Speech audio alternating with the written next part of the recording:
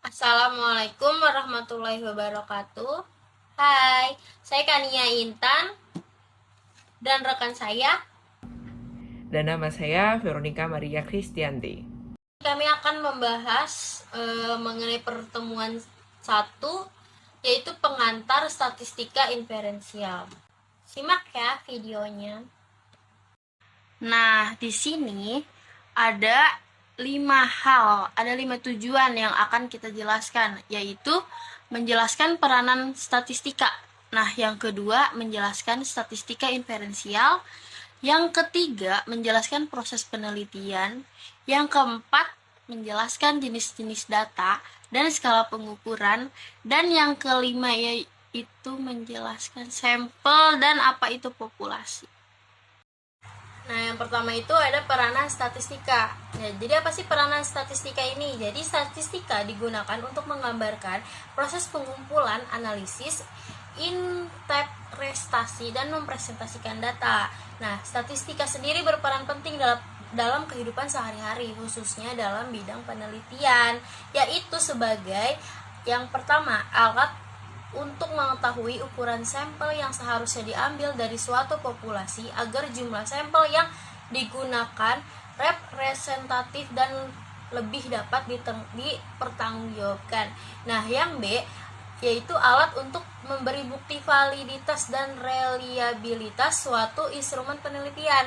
Nah, jadi sebelum instrumen digunakan untuk penelitian, instrumen sendiri ini tuh harus diuji validitas dan reliabilitasnya terlebih dahulu agar mampu menjamin bahwa hasil penggunaan instrumen tersebut dapat dipercaya. Nah, kemudian yang C yaitu alat untuk analisis data seperti pengujian hipotesis penelitian yang diajukan, seperti analisis korelasi, tes-tes, t-test, regresi, ANOVA, dan lain-lain. Nah, kemudian yang terakhir sebagai cara atau teknik untuk penyajian data. Nah, tujuannya agar data yang diperoleh lebih informatif dan mudah dipahami. Teknik penyajian data yang dapat digunakan antara lain yaitu grafik, diagram lingkaran, tabel, piktogram. Nah, dengan adanya statistika, kumpulan data yang diperoleh akan tersajikan secara ringkas dan rapi, serta informasi yang diperoleh dapat lebih berguna. Nah, jadi kesimpulannya, peranan statistika dalam kegiatan penelitian secara umum adalah sebagai alat untuk menganalisa data. Nah, jika data tersebut dapat dinyatakan dengan bilangan atau angka atau bilangan, nah angka-angka tersebut didapatkan dari hasil perhitungan pada proses pengumpulan dan juga analisis data. Nah, kemudian mari kita bahas mengenai statistika inferensial. Nah, jadi secara umum statistika ini dibagi menjadi dua, yaitu statistika deskriptif dan statistika inferensial. Nah, jika pada statistika deskriptif itu tidak ada proses generalisasi atau penarikan kesimpulan, maka statistika inferensial ini digunakan untuk menganalisa data sampel dan hasilnya digunakan untuk digeneralisasikan pada populasi tempat sampel diambil. Nah, statistika induktif ini tuh merupakan nama lain dari statistika inferensial. Jadi penarikan kesimpulan dilakukan setelah dilakukan pengolahan data yang dapat diperoleh dari sampel. Nah, kemudian di dalam statistika inferensial ini ternyata dibahas dua jenis statistik. Apa aja sih? Yaitu ada statistik parametrik dan statistik non parametrik.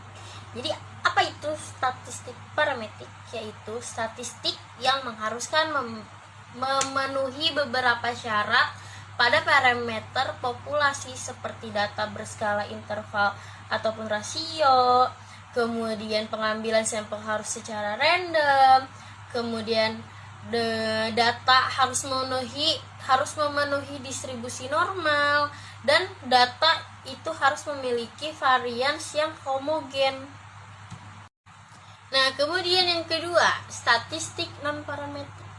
Apa sih itu statistik non parametrik? Nah, jadi statistik non parametrik ini merupakan statistik yang parameter populasinya tuh tidak perlu memenuhi syarat seperti si statistik parametrik. Nah, jadi si statistik non parametrik ini tuh ternyata dia memiliki sifat yang lebih bebas sebaran dan lebih sering menggunakan skala nominal dan ordinal yang secara umum memang tidak berdistribusi normal. Nah, jadi itu dia mengenai si statistik inferensial jenisnya ya. Ada si parametrik dan non parametrik. Nah, sekarang mari kita bahas proses penelitiannya. Di situ ada gambar kan? Ada gambar. Nah, boleh ya dilihat ya gambarnya. Jadi, proses penelitian ini jadi penelitian ini dimulai dari adanya suatu masalah. Masalah bisa diartikan sebagai penyimpangan antara harapan dengan kenyataan yang sebenarnya. Jadi adanya masalah menjadi dasar dilakukan penelitian oleh si peneliti.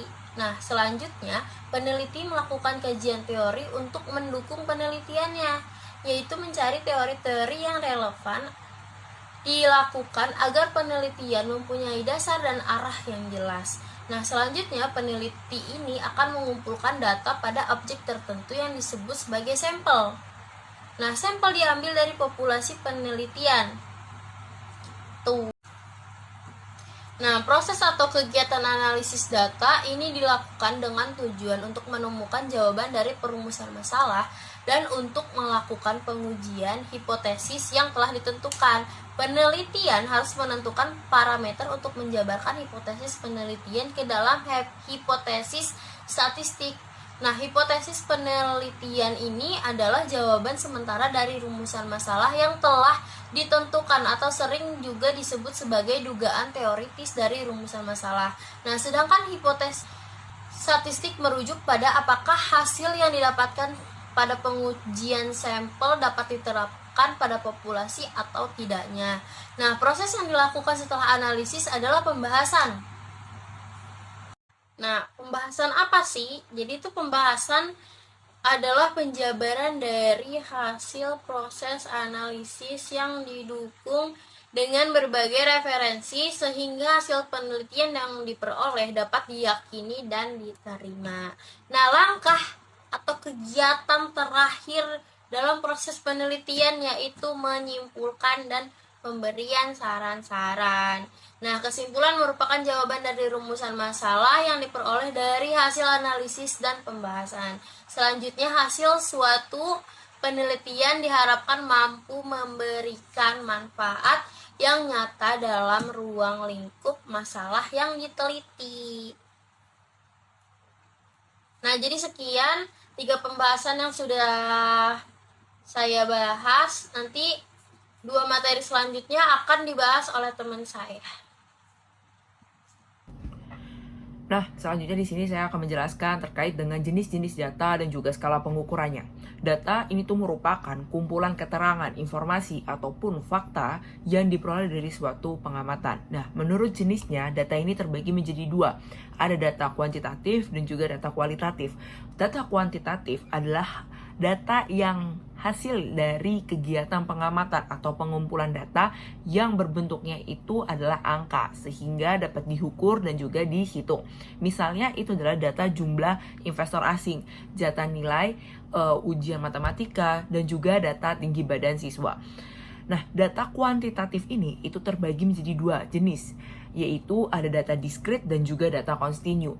Data diskrit ini diperoleh dari hasil menghitung atau membilang, bukan dari proses mengukur. Data diskrit ini itu biasanya disebut dengan data nominal. Misalnya itu ada jumlah lemari, jumlah mahasiswa, jumlah kendaraan. Nah, sedangkan data kontinu itu merupakan data yang diperoleh dari suatu hasil pengukuran. Data kontinu ini dikelompokkan menjadi 3. Ada yang namanya data ordinal, data interval, dan juga data rasio. Sedangkan untuk data kualitatif ini adalah data yang disajikan dalam bentuk kata-kata. Data kualitatif ini tuh berhubungan dengan karakteristik yang bentuknya itu pernyataan. Misalnya itu adalah warna, keadaan hati seseorang, seperti sedih, gembira, makanan kesukaannya, kegemaran, dan pendapat seseorang. Nah, asal data ini tuh dibagi menjadi 3. Ada yang pertama, ini berdasarkan waktu pengambilannya. Yang kedua, ini berdasarkan dengan sumbernya. Dan yang ketiga, ini berdasarkan cara memperolehnya. Nah, selanjutnya di sini saya akan menjelaskan terkait dengan jenis-jenis skala pengukuran dalam penelitian. Ada 4 jenis skala pengukuran. Yang pertama, ini ada skala nominal, yang merupakan skala yang paling lemah atau paling rendah di antara skala pengukuran yang ada. Skala nominal ini hanya bisa membedakan benda atau peristiwa yang satu dengan yang lainnya berdasarkan nama ataupun predikatnya. Contohnya itu adalah jenis kelamin atau warna rambut dari seseorang. Yang kedua, ada yang namanya skala ordinal. Ini lebih sering disebut sebagai skala peringkat. Sesuai dengan namanya, skala ini menggunakan lambang-lambang atau bilangan-bilangan untuk menunjukkan urutan atau tingkatan objek yang diukur berdasarkan karakteristik tertentu. Contoh skala pengukuran ordinal adalah mengukur tingkat kepuasan. Misalnya itu perusahaan menyebarkan survei kepuasan dengan pilihan itu ada tidak puas, cukup puas, netral, puas, dan sangat puas. Nah, yang ketiga ada yang namanya skala interval. Adalah pengukuran dengan skala numerik di mana nilai-nilai yang berdekatan memiliki jarak yang sama dan diukur sepanjang skala. Contohnya itu adalah jarak antara 40 cm dengan 50 cm sama seperti jarak antara 60 cm dengan 70 cm. Data ini pasti berbentuk angka dan merupakan salah satu skala pengukuran kuantitatif. Yang keempat, yang terakhir ini adalah skala rasio. Merupakan skala pengukuran kuantitatif yang memudahkan kita untuk mencari perbedaan antara variabel dan memberi urutan data. Skala pengukuran ini memungkinkan untuk melakukan semua jenis perhitungan dan menarik kesimpulan yang pasti. Materi berikutnya yaitu adalah populasi dan sampel. Populasi adalah jumlah keseluruhan dari unit-unit atau individu-individu yang karakteristiknya akan diteliti. Sedangkan sampel merupakan bagian dari populasi yang karakteristiknya hendak digunakan atau diteliti. Sampel yang baik adalah sampel yang representatif atau yang mewakilkan. Kesimpulannya bisa generalisasikan ke dalam populasi. Artinya, sampel yang baik adalah yang bersifat representatif dan dapat menggambarkan karakteristik suatu populasi yang diteliti. Nah, selanjutnya ini adalah materi terkait dengan tujuan diambilnya sampel dalam penelitian. Jadi, tujuan dari diambilnya sampel dalam penelitian ini adalah karena jangkauannya yang terlalu luas atau banyak, sehingga itu tidak memungkinkan untuk dilakukan pengambilan data pada anggota semua populasi. Di samping itu, adanya keterbatasan waktu, tenaga, serta biaya membuat penting suatu penelitian ini untuk menggunakan suatu sampel. Peneliti harus mengetahui dan mampu menentukan berapa jumlah sampel yang ideal dalam suatu penelitian. Bila jumlah populasi ini sangat luas, besar, dan banyak, pengambilan sampel akan mampu menghemat waktu, biaya, tenaga, dan kebutuhan lain dalam kegiatan penelitian. Peneliti tidak harus meneliti seluruh anggota atau unit populasi. Dalam hukum statistika, dalam menentukan jumlah sampel, maka diyakini bahwa pengambilan jumlah sampel yang semakin banyak atau besar akan mampu menggambarkan suatu keadaan dari populasi yang sebenarnya. Jika populasi mempunyai sifat yang homogen, maka tidak dituntut pengambilan sampel dalam jumlah yang besar. Hal itu dikarenakan besaran atau ukuran suatu sampel sangat tergantung dari besaran kesalahan atau tingkat ketelitian yang digunakan oleh seorang peneliti. Nah, selanjutnya ada beberapa langkah-langkah dalam pengambilan sampel, yaitu ada 5. Yang pertama, ini adalah mendefinisikan populasi penelitian. Kedua, menentukan kerangka sampel yang dimungkinkan. Yang ketiga, menentukan teknik sampling atau metode penentuan sampel. Yang keempat, melakukan proses sampling dengan teknik tertentu. Dan yang terakhir, yang kelima, ini adalah melakukan cek kembali pada proses pengambilan sampel dan memastikan tidak adanya kesalahan. Nah, agar sampel yang kita gunakan ini representatif, maka pengambilan sampel ini tidak boleh sembarangan. Ada 2 jenis pengambilan sampel, yaitu sampling secara probabilitas dan juga secara non-probabilitas. Oke, materi selanjutnya adalah beberapa teknik-teknik dalam pengambilan sampel secara probabilitas. Jadi ada 4 tekniknya. Yang pertama, ini ada yang namanya teknik simple, random sampling, atau acak sederhana, merupakan teknik pengambilan sampel dari anggota populasi yang dilakukan secara acak tanpa memperhatikan strata yang ada dalam populasi tersebut.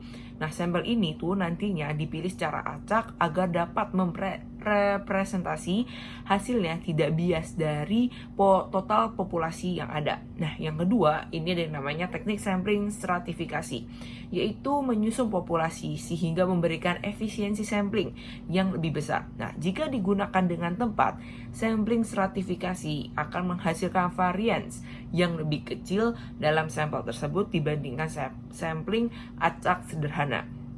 Yang ketiga, ada yang namanya teknik sistematik yang merupakan suatu metode pengambilan sampel di mana hanya unsur pertama saja dari sampel dipilih secara acak, sedangkan unsur-unsur selanjutnya dipilih secara sistematis menurut pola tertentu.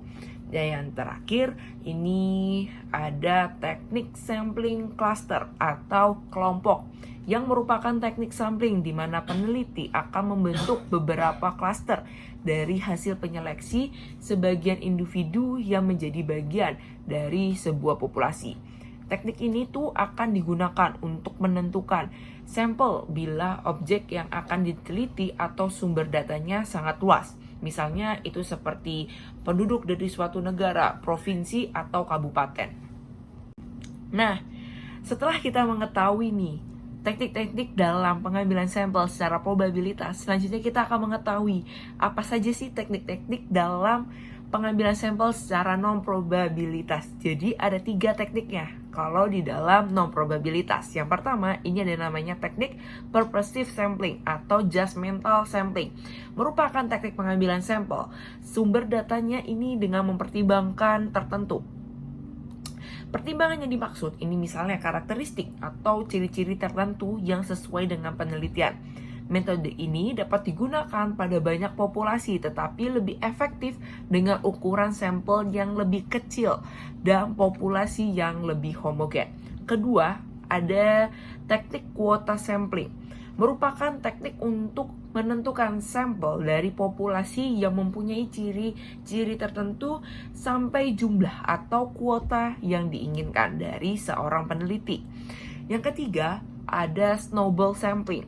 Merupakan teknik pengambilan sampel sumber data yang pada awalnya jumlahnya sedikit tetapi lama-lama menjadi besar. Nah, metode snowball sampling ini banyak digunakan di mana populasinya itu tidak diketahui dan langka ataupun sulit untuk memilih subjek untuk dikumpulkan sebagai sampel untuk dijadikan sebagai penelitian.